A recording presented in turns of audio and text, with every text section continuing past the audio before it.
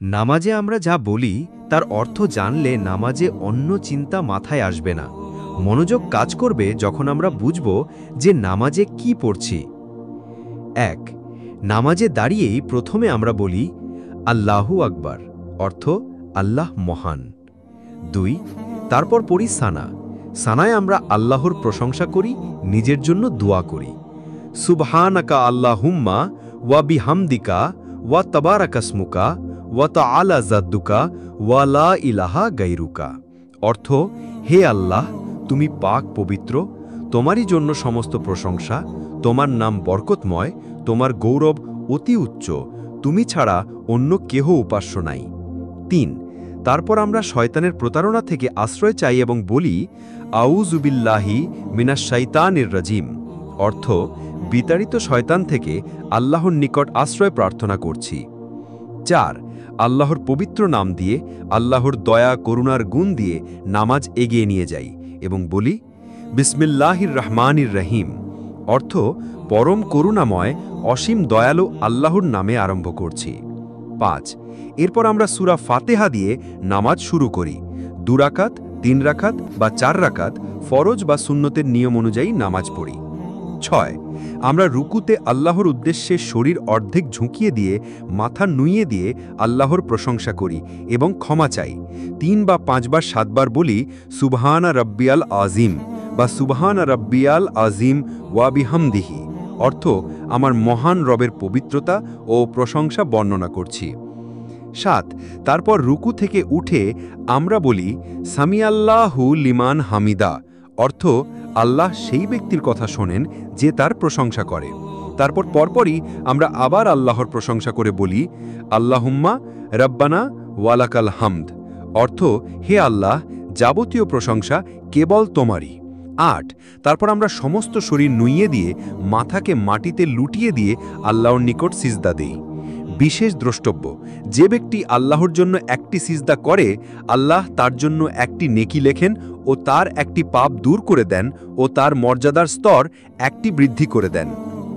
৩ বা ৫ বার ৭ বার সুবহান রব্বিয়াল আলা, অর্থ আমার মহান রবের পবিত্রতা বর্ণনা করছি।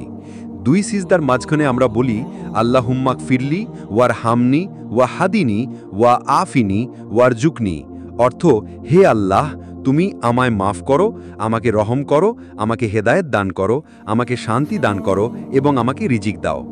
এভাবে নামাজ শেষে মধ্য ২ রাকাত ৪ রাকাত ভিত্তিতে বৈঠক আর শেষ বৈঠকে তাশাহুদে আল্লাহর প্রশংসা করি। রসুল সাল্লাল্লাহু আলাইহি ওয়াসাল্লামের প্রতি দুরূদ পেশ করে নিজেদের জন্য দোয়া করি। দোয়া মাসুরা পড়ি।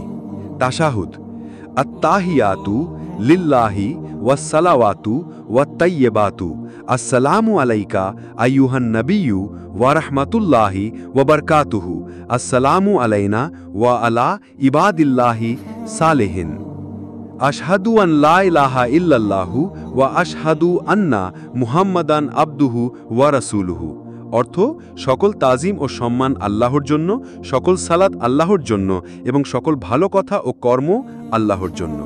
হে নবী, আপনার প্রতি শান্তি, আল্লাহর রহমত ও তার বরকত বর্ষিত হোক আমাদের ওপরে এবং আল্লাহর নেক বান্দাদের ওপরে শান্তি বর্ষিত হোক। আমি সাক্ষ্য দিচ্ছি যে আল্লাহ ছাড়া কোনো সত্য উপাস্য নাই এবং আরও সাক্ষ্য দিচ্ছি মুহাম্মদ আল্লাহর বান্দা এবং তার রাসূল। দুরূদ আল্লাহুম্মা সাল্লি আলা মুহাম্মাদিন ওয়া আলা আলি মুহাম্মাদিন কামা সাল্লাইতা আলা ইব্রাহিমা ওয়া আলি ইব্রাহিমা ইন্নাকা হামিদুম মাজিদ। আল্লাহুম্মা বারিক আলা মুহাম্মাদিন ওয়া আলা আলি মুহাম্মাদিন কামা বারাকতা আলা ইব্রাহিমা ওয়া আলি ইব্রাহিমা ইন্নাকা হামিদুম মাজিদ, অর্থ হে আল্লাহ, আপনি নবী মুহাম্মদ সাল্লাল্লাহু আলাইহি ওয়াসাল্লাম ও ওনার বংশধরদের উপর রহমত বর্ষণ করুন যেরূপভাবে আপনি ইব্রাহিম আলাইহিস সালাম ও তার বংশধরদের উপর রহমত বর্ষণ করেছিলেন। নিশ্চয়ই আপনি প্রশংসিত, সম্মানিত।